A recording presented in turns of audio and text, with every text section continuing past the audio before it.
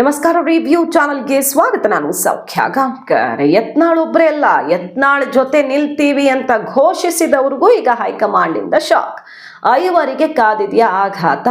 Meeting ಮಾಡಿ ಉಚ್ಚಾಟಿತ ನಾಯಕನ ಜೊತೆಗೆ ತಮ್ಮ ಮನೆಗೆ ಕರೆಸ್ಕೊಂಡು ಮೀಟಿಂಗ್ ಮಾಡಿ ನಾವು ಅವ್ರ ಜೊತೆ ನಿಲ್ತೀವಿ, ವಿಜಯೇಂದ್ರ ಕೆಳಗಿಳಿಸೋದೆ ನಮ್ಮ ಗುರಿ ಅಂತ ಮತ್ತೆ ಅಬ್ಬರಿಸಿದಂತಹ ರೆಬಲ್ ಟೀಮ್ಗೆ ಈಗ ಆಘಾತ ಎದುರಾಗಿದೆ.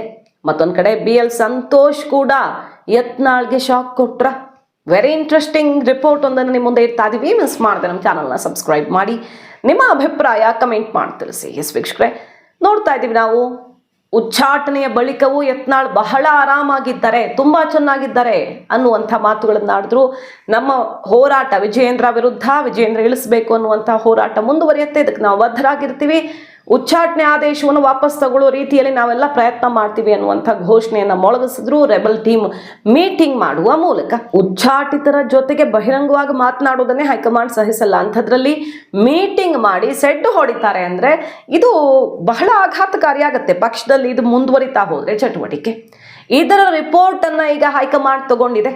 ಈ ಬೆಳವಣಿಗೆಯ ಬಗ್ಗೆ ಪಿನ್ ಟು ಪಿನ್ ಡೀಟೇಲ್ಸ್ ಹೈಕಮಾಂಡ್ಗೆ ಸಲ್ಲಿಕೆಯಾಗಿರೋದು. ಐವರಿಗೆ ಈ ಮೀಟಿಂಗ್ ನಲ್ಲಿ ಭಾಗಿಯಾಗಿದ್ರಲ್ವಾ ಸಿದ್ದೇಶ್ವರು, ರಮೇಶ್ ಜಾರಕಿಹೊಳಿ ಇನ್ನಿತರರು, ಈ ಐವರಿಗೂ ಕೂಡ ನೋಟಿಸ್ ಗ್ಯಾರಂಟಿ ಅಂತ ಹೇಳಲಾಗ್ತಿರೋದು. ಅವರ ವಿರುದ್ಧವೂ ಎನಿ ಟೈಮ್ ಕ್ರಮ ಆಗಬಹುದು ಅಂತ. ಈಗ ನೋಡಿ ಎಂತಹ ಅತಂತ್ರ ಪರಿಸ್ಥಿತಿಯಲ್ಲಿದ್ದಾರೆ ಅಂದ್ರೆ, BJPಯಲ್ಲಿ ಸ್ಥಾನಮಾನ ಇಲ್ಲ, ಉಚ್ಚಾಟನೆ ಆಗದೇ ಇದ್ರೂ ಕೂಡ ಉಳಿದವರದ್ದು ಸಮಸ್ಯೆ ಇದ್ದೇ ಇದೆ. ವಿಜಯೇಂದ್ರಗೆ ಕುರ್ಚಿ ಭದ್ರ ಆಗ್ಬಿಟ್ರೆ ಇವರ ಸ್ಥಿತಿ ಕಷ್ಟನೇ ಆಗತ್ತೆ. ಪರಿಸ್ಥಿತಿ ತಿಕ್ಕಾಟದಲ್ಲೇ ಮುಂದುವರಿಯುತ್ತೆ. ರಾಜಕೀಯ ಭವಿಷ್ಯಕ್ಕದು ಕಾಸ್ಟ್ಲಿನೇ. ಹಾಗಂತ ಕಾಂಗ್ರೆಸ್ಗೆ ಹೋಗೋ ಪರಿಸ್ಥಿತಿಯಲ್ಲಿದ್ದಾರ? ಕಾಂಗ್ರೆಸ್ಗೆ ಮಾತಿಗೆ ರಾಜು ಕಾಗೆ ಅವರೊಬ್ರು ಹೇಳಿರಬಹುದು. ಆ ಸ್ಟೇಟ್ಮೆಂಟ್ಗೂ ಕೂಡ ರಾಜು ಕಾಗೆ ಅವರು ಯತ್ನಾಳ್ ಅವ್ರನ್ನ ಕರ್ಕೊಳ್ತೀವಿ ಅನ್ನೋ ಸ್ಟೇಟ್ಮೆಂಟ್ಗೂ ಆಕ್ರೋಶ ಹೊರಹಾಕಿದ್ದಾರಂತೆ ಪಕ್ಷದ ಒಳಗಡೆ.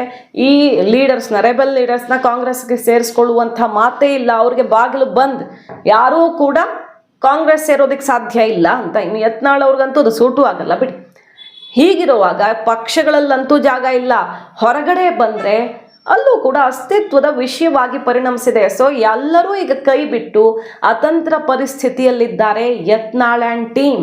ಬರೀ ಯತ್ನಾಳ್ ಇದ್ರು, ಈಗ ಯತ್ನಾಳ್ ಅವ್ರನ್ನ ನಂಬಿಕೊಂಡು ವಿಜಯೇಂದ್ರ ವಿರುದ್ಧ ಮುಗಿಬಿದ್ದವ್ರು ಎಲ್ಲರೂ ಕೂಡ ಅತಂತ್ರ ಆಗಿದ್ದಾರೆ. ಪಕ್ಷ ಕಟ್ತೀವಿ, ಸಮುದಾಯದ ಬಲ ಇದೆ, ಸಮುದಾಯದ ಸ್ವಾಮೀಜಿಗಳು ನಿಂತಿದ್ದಾರೆ, ಎಲ್ಲ ಸರಿ. BJPಯನ್ನ ಬಿಟ್ಟು ಹೊರಗಡೆ ಬರುವಂಥ ಸ್ಥಿತಿಯಲ್ಲೂ ಕೂಡ ಇಲ್ಲ ರೆಬಲ್ ಬಣದ ನಾಯಕರು ಬಹುತೇಕರು. ಹಾಗಾಗಿ ಈಗ ಯತ್ನಾಳ್ ಅವರ ಪರಿಸ್ಥಿತಿ ಹೇಗಿದೆ ಅಂದರೆ, ನಿನ್ನೆಯ ಮೀಟಿಂಗ್ನಲ್ಲೂ ಸೈಲೆಂಟ್ ಆಗಿದ್ರು. ನಿಮ್ಗೆ ಹೆಂಗೆ ತೋಚತ್ತೋ ಹಂಗೆ ಮಾಡ್ರಪ್ಪ. ಯತ್ನಾಳ್ ಅಂದ್ಕೊಂಡಿರಲಿಲ್ಲ ಈ ಹಂತಕ್ಕೆ ಹೋಗಬಹುದು ಅಂತ. ತಾನು ವರ್ಷಗಳಿಂದ ಇದನ್ನೇ ಮಾಡ್ಕೊಂಡು ಬರ್ತಾ ಇದ್ದೀನಿ, ಕ್ರಮ ಆಗಿರಲಿಲ್ಲ, ಈಗಲೂ ಕ್ರಮ ಆಗುತ್ತೆ ಅಂತ ಭಾವಿಸಿರಲಿಲ್ಲ. ಯಾಕಂದರೆ ತನ್ನ ಜೊತೆ ಸಮುದಾಯ ಇದೆ, ಈ ಭಾಗದಲ್ಲಿ ತನ್ನ ಪ್ರಭಾವ ಇದೆ, ಎಲೆಕ್ಷನಲ್ಲಿ ಕಷ್ಟ ಆಗುತ್ತೆ ಅನ್ನೋ ಕಾರಣಕ್ಕೆ ಆ್ಯಕ್ಷನ್ ಆಗುತ್ತೆ ಅಂತ ಅಂದ್ಕೊಂಡಿರಲಿಲ್ಲ ಅವರು. ಆದರೆ ಕೆಲವು ಘಟನೆಗಳು ಅತಿರೇಕಕ್ಕೆ ಹೋಯ್ತು ಅನ್ನೋದು ಗೊತ್ತಾಗ್ತಾ ಇದ್ದ ಹಾಗೆ ಉಚ್ಚಾಟನೆ ಆಗತ್ತೆ. ಅಮಿತ್ ಶಾ ಅವರು ಯತ್ನಾಳ್ ನಮಸ್ಕಾರ ಹೇಳಿದ್ರೂ ಕೂಡ ರಿಯಾಕ್ಷನ್ನು ಕೊಡದೆ ಹೋಗಿರ್ತಾರೆ ಅನ್ನೋದು ಡೆಲ್ಲಿಯಲ್ಲಾದಂಥ ಬೆಳವಣಿಗೆ. ಅದಾಗ್ತಾ ಇದ್ದ ಹಾಗೆ ಒಂದು ದಿನದಲ್ಲೇ ಈ ಒಂದು ನಿರ್ಧಾರ ಪ್ರಕಟವಾಗಿದೆ. ಹಾಗಾಗಿ ಹೈಕಮಾಂಡ್ ತೀರ್ಮಾನಿಸಿ ಬಿಟ್ಟಿತ್ತು ಮೊದಲೇ. ಬರೀ ರಾಜ್ಯ BJPಯಲ್ಲಿ ಸಮಸ್ಯೆ ಮಾಡ್ಕೊಳ್ತಿರೋದಷ್ಟೇ ಅಲ್ಲದೆ ಹೈಕಮಾಂಡ್ ಮಟ್ಟದಲ್ಲೂ ಕೂಡ ಅಲ್ಲಿ ಗಡ್ಕರಿ ಅವ್ರನ್ನ ಮೀಟ್ ಆಗಿ ಅವರ ಮೂಲಕ ಕೆಲವೊಂದು ಇಲ್ಲೇನೇನೋ ನಡ್ಸೋಕೆ ನೋಡೋದು. ಈ ಕಡೆ ರಾಜನಾಥ್ ಸಿಂಗ್ ಅವ್ರನ್ನ ಭೇಟಿ ಆಗ್ತಾರೆ, ಆ ಕಡೆ BL ಸಂತೋಷ್ ಅವ್ರನ್ನ ಮೀಟ್ ಆಗ್ತಾರೆ. ಸೊ ಪ್ಯಾರಲಲ್ ಆಗಿ ಕಮ್ಯುನಿಕೇಷನ್ಗಳು ಹೈಕಮಾಂಡ್ ನಾಯಕರ ಅಂದರೆ ಅಮಿತ್ ಶಾ, ನಡ್ಡಾ ಅವರ ಗಮನಕ್ಕೆ ಬರ್ತಾ ಇತ್ತು. ಇಲ್ಲಿ ಅಮಿತ್ ಶಾ, ನಡ್ಡಾ ಅವರ ಭೇಟಿಗೆ ಅವಕಾಶ ಸಿಗದೇ ಇದ್ರು ಕೂಡ ಪ್ಯಾರಲಲ್ ಆಗಿ ಇನ್ನೇನೋ ನಡೆಸ್ತಿದ್ದಾರಲ್ಲ ಅನ್ನೋದು ಕೂಡ ಹೈಕಮಾಂಡ್ ಕಣ್ಣು ಕೆಂಪಾಗೋದಕ್ಕೆ ಕಾರಣ ಆಗಿತ್ತು. ಅದೆಲ್ಲದರ ಎಫೆಕ್ಟು ಈಗ ಈ ರೀತಿಯಲ್ಲಿ ಬಂದಿದೆ. ಈಗ ನೋಡಿ BL ಸಂತೋಷ್ ಅವರು ಕೂಡ ಕೈ ಬಿಟ್ಟಿದ್ದಾರೆ ಯತ್ನಾಳ್ ಅವ್ರನ್ನ ಅನ್ನೋದು ಇಂಟ್ರೆಸ್ಟಿಂಗ್ ವಿಚಾರ. CT ರವಿ ಅವ್ರ ಪರಿಸ್ಥಿತಿನೂ ಒಂದು ಹಂತಕ್ಕೆ ಹಾಗೆ ಆಯಿತು. CT ರವಿ ಅವರು ಆಗ ವಿಜಯೇಂದ್ರ ಯಡಿಯೂರಪ್ಪ ವಿರುದ್ಧ ಸಿಡಿದೆದ್ದು ನಿಂತರು. ಕಾರಣ ಒಬ್ಬ ಪ್ರಮುಖ ನಾಯಕನ ಆಶೀರ್ವಾದ ಅನ್ನೋ ರೀತಿಯಲ್ಲಿ ವಿಶ್ಲೇಷಣೆ ಕೇಳಿಬಂತು. ಕೊನೆಗೆ ಅವರು ಎಲೆಕ್ಷನಲ್ಲಿ ಸೋತ್ರು, BSY ಒಳೆಯೇಟು ಅಂತ ಅವರೇ ಓಪನ್ ಆಗಿ ಹೇಳ್ಕೊಂಡಿದ್ದಾರೆ. ಆ ರೀತಿಯಲ್ಲಿ ಲಿಂಗಾಯತ ಸಮುದಾಯದ ಪೆಟ್ಟು ಬಿದ್ದಿರಬಹುದು. ಅದು ಯಡಿಯೂರಪ್ಪನವ್ರು ಮಾಡಿಸಿದ್ರು ಅಥವಾ ಸಮುದಾಯ ಸಿಡಿದೆದ್ದೋ ಗೊತ್ತಿಲ್ಲ. ಕೊನೆಗೆ ಅವ್ರಿಗೆ ಟಿಕೆಟ್ ಸಿಗಲಿಲ್ಲ, ಮತ್ತೆ ಪರಿಷತ್ಗೊಂದು ಕಾಡಿ ಬೇಡಿ ಒಳಗಡೆ ಎಂಟ್ರಿ ತಗೊಳ್ಳೋ ಹಾಗಾಯಿತು. ಸೊ CT ರವಿ ಅವ್ರಿಗೂ ಕೂಡ ಸಂತೋಷ್ ಅವ್ರನ್ನ ನಂಬಿಕೊಂಡು ಪೆಟ್ಟು ಬಿದ್ದ.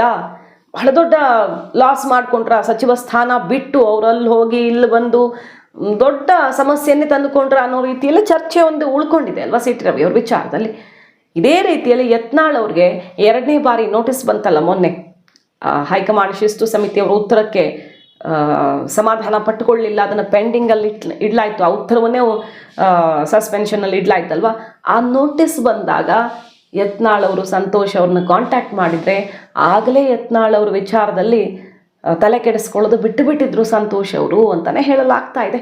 ಕೈ ಮೀರಿ ಹೋಗ್ತಾ ಇದ್ದ ಹಾಗಾದರೆ ಕೈ ಬಿಟ್ರ ಯತ್ನಾಳ್ ಅವರನ್ನು ಇನ್ನಷ್ಟು ಎತ್ತುಕೊಳ್ಳೋಕೆ ಹೋದರೆ ಅದು ಕಾಸ್ಟ್ಲಿ ಆಗಬಹುದು ಅನ್ನೋದನ್ನು ಅರ್ಥ ಮಾಡಿಕೊಂಡು ಕೈ ಬಿಟ್ರಾ? ಈಗ ಯತ್ನಾಳ್ RSS ನಾಯಕರ ದೃಷ್ಟಿಯಲ್ಲೂ ಕೂಡ ಅವಶ್ಯಕತೆ ಇಲ್ಲದ ವಸ್ತುವಾಗ್ಬಿಟ್ರ? ಹೇಳಿದವರ ಮಾತು ಕೇಳಿಕೊಂಡು ಇವರ ಹೆಗಲ ಮೇಲೆ ಬಂದೂಕಿಟ್ಟು ಹೊಡೆಯೋರಿಗೆ ಹೊಡೆದು ಈಗ ಕೈ ಬಿಟ್ಟಿದ್ದಾರಾ ಅನ್ನೋ ರೀತಿಯಲ್ಲಿ ಕಾಣಿಸ್ತಾ ಇದೆ ಪರಿಸ್ಥಿತಿ. ಇನ್ಫ್ಯಾಕ್ಟ್ ಇಲ್ಲಿ ರಾಜ್ಯದ ಪ್ರಮುಖ ನಾಯಕರು ಕೂಡ ಯತ್ನಾಳ್ ಜೊತೆಗಿದ್ರು. ಯಾರು ಯತ್ನಾಳ್ ಪಕ್ಷಕ್ಕೆ ಬರಬಾರ್ದು, ಹಿಂದಿನ ಸಲ ಉಚ್ಚಾಟನೆ ಆದಾಗ ಮತ್ತೆ ಕರ್ಕೊಂಡು ಬರೋದು ಬೇಡ ಅಂತ ಹೇಳ್ತಿದ್ರಲ್ಲ, ಅವರೇ ಈಗ ಯತ್ನಾಳ್ ಬೆನ್ನಿಗಿದ್ದವರು. ಪ್ರಹ್ಲಾದ್ ಜೋಶಿ ಅವ್ರಿಗೆ ಇಷ್ಟ ಇರಲಿಲ್ಲ ಹಿಂದೆ ಯತ್ನಾಳ್ ಅವರು ಪಕ್ಷ ಸೇರೋದು ಅಂತಲೇ ಹೇಳಲಾಗುತ್ತೆ. ಬೊಮ್ಮಾಯಿ ಅವರು, ಶೆಟ್ಟರು, ಇವರೆಲ್ಲರೂ ಕೂಡ ಈಗ ಯತ್ನಾಳ್ ಜೊತೆಗೆ ನಿಂತಿದ್ದವ್ರೆ. ಈಗ ಬೇಸರ ಮಾಡ್ಕೊಂಡಿದ್ದಾರೆ.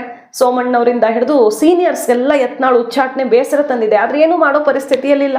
ಮೊನ್ನೆ ಬೊಮ್ಮಾಯಿ ಅವ್ರು ಹೋದರು, ಅದು ಒಂದು ರೀತಿ ಒಪಿನಿಯನ್ ತಗೊಳ್ಳೋಕೇನೆ ಕರೆದಂಗಿತ್ತು, ಅಥವಾ ಬೊಮ್ಮಾಯಿಯವರೇ ರಿಕ್ವೆಸ್ಟ್ ಮಾಡಿ ಹೋಗಿ ಬಂದಿದ್ದೀನಿ, ನಾನು ನನ್ನ ಅಭಿಪ್ರಾಯ ಹೇಳಿದ್ದೀನಪ್ಪ ಅನ್ನೋ ಸಂದೇಶ ಯತ್ನಾಳ್ಗೆ, ನಾನು ನನ್ನ ಪ್ರಯತ್ನ ಮಾಡಿದೆ, ಏನು ಪ್ರಯೋಜನಕ್ಕೆ ಬರಲಿಲ್ಲ ಅನ್ನೋ ರೀತಿಯಲ್ಲಿ ನಾನು ಕೆಲಸ ಮಾಡಿದ್ದೀನಿ ಅಂತ ಸಂದೇಶ ಕೊಟ್ಟು ಕೈ ತೊಳ್ಕೊಂಡ್ರ. ಕೋತಿ ತಾನು ಮುಳುಗುವಾಗ ಮರಿನ ಮೆಟ್ಟು ನಿಲ್ಲತ್ತಲ್ಲ, ಆ ರೀತಿ ಪರಿಸ್ಥಿತಿಯೂ ಆಗಿದೆ. ಬೊಮ್ಮಾಯಿ ಅವರು, ಪ್ರಹ್ಲಾದ್ ಜೋಶಿ ಅವರು ಎಲ್ಲರೂ ಕೂಡ ಈಗ ಅವರವರು ದಾರಿ ನೋಡ್ಕೊಳ್ಳೋ ಥರ ಆಗಿದೆ. ಯತ್ನಾಳ್ ಬೆನ್ನಿಗೆ ನಿಲ್ಲೋರು ಯಾರೂ ಇಲ್ಲ ಪಕ್ಷದಲ್ಲಿ. ಸೊ ರಾಜ್ಯದಲ್ಲೂ ಕೂಡ ಅತಂತ್ರ ಪರಿಸ್ಥಿತಿ, ಕೇಂದ್ರದಲ್ಲೂ ಕೂಡ ಅವರನ್ನು ತಲೆ ಕಾಯೋರು ಯಾರೂ ಉಳಿದುಕೊಂಡಿಲ್ಲ. ಯತ್ನಾಳ್ ಪರಿಸ್ಥಿತಿ ಬಹಳ ಚಿಂತಾಜನಕವಾಗಿದೆ. ಅವರು ಈಗಲೂ ಕೂಡ ಮಾಡೋದಕ್ಕೆ ಆಪ್ಷನ್ ಓಪನ್ ಇರೋದಂದ್ರೆ 1 ವರ್ಷನೋ 2 ವರ್ಷನೋ ಆಗಿ ಎಲೆಕ್ಷನ್ಗೂ ಮುನ್ನ ವಾಪಸ್ ತಗೊಳ್ಳೋಕ್ಕಾದ್ರೂ ಅವ್ರನ್ನ ಕರ್ಕೊಳ್ಳೋದಕ್ಕಾದ್ರೂ ಒಂದು ಆಪ್ಷನ್ ಓಪನ್ ಇಟ್ಕೊಳ್ಬಹುದು. ಮತ್ತೆ ನಾಲಿಗೆ ಹರಿಬಿಡದೆ ತನ್ನ ಪಾಡಿಗೆ ತಾನು ಕೆಲಸವನ್ನಷ್ಟೇ ಮಾಡ್ಕೊಂಡು ಹೋದರೆ, ಪಕ್ಷಕ್ಕೆ ಪೂರಕವಾಗುವ ರೀತಿ, ಆಡಳಿತ ಪಕ್ಷವನ್ನು ಕಟ್ಟಾಕೋ ರೀತಿ, ಹೈಕಮಾಂಡ್ ಗಮನ ಸೆಳೆಯೋ ರೀತಿಯಲ್ಲಿ ಕೆಲಸವನ್ನಷ್ಟೇ ಮಾಡಿಕೊಂಡು ಮಾತು ಕಡಿಮೆ ಇಟ್ಟುಕೊಂಡು ಯಡಿಯೂರಪ್ಪ, ವಿಜಯೇಂದ್ರ ಅವರನ್ನು ಟಾರ್ಗೆಟ್ ಮಾಡೋದೇ ನನ್ನ ಕೆಲಸ ಅನ್ನೋ ರೀತಿಯಲ್ಲಿ ವರ್ತಿಸದೆ ಸುಮ್ಮನಿದ್ರೆ ಬಹುಶಃ ಮುಂದಿನ ದಿನಗಳಲ್ಲಿ ಯತ್ನಾಳ್ ಒಂದು ಬಲ ಇದೆ, ಪಕ್ಷದಲ್ಲಿ ಒಬ್ಬರು ಒಳ್ಳೆ ನಾಯಕರಾಗ್ತಾರೆ ಅಂತ, ಎಲ್ಲ ಸರಿ ಹೋಗುತ್ತೆ ಅನ್ನೋ ನಂಬಿಕೆಯಲ್ಲಾದರೂ ವಾಪಸ್ ಕರ್ಕೊಳ್ಬಹುದು. ಆದರೆ ಯತ್ನಾಳ್ ನಂಬಿಕೊಂಡು ಹೋದ ರೆಬಲ್ ಟೀಮ್ ಮಾತ್ರ ಈಗ ಕೈ ಹಿಸುಕಿಕೊಳ್ಳುವಂತಾಗಿದೆ. ಎನಿ ಟೈಮ್ ಅವ್ರ ಮೇಲೂ ಕೂಡ ಆ್ಯಕ್ಷನ್ ಆಗಬಹುದು. ನೋಟಿಸ್ ಅಂತೂ ಬರುತ್ತೆ, ಮುಂದಿನದ್ದು ನೋಡಬೇಕು. ಮಾಹಿತಿ ನಿಮ್ಗೆ ಇಷ್ಟ ಆಗಿದ್ರೆ ಮಿಸ್ ಮಾಡಿದ್ರೆ ನಮ್ಮ ಚಾನಲ್ನ ಸಬ್ಸ್ಕ್ರೈಬ್ ಮಾಡಿ, ನಿಮ್ಮ ಅಭಿಪ್ರಾಯ ಕಮೆಂಟ್ ಮಾಡಿ ತಿಳಿಸಿ. Thank you.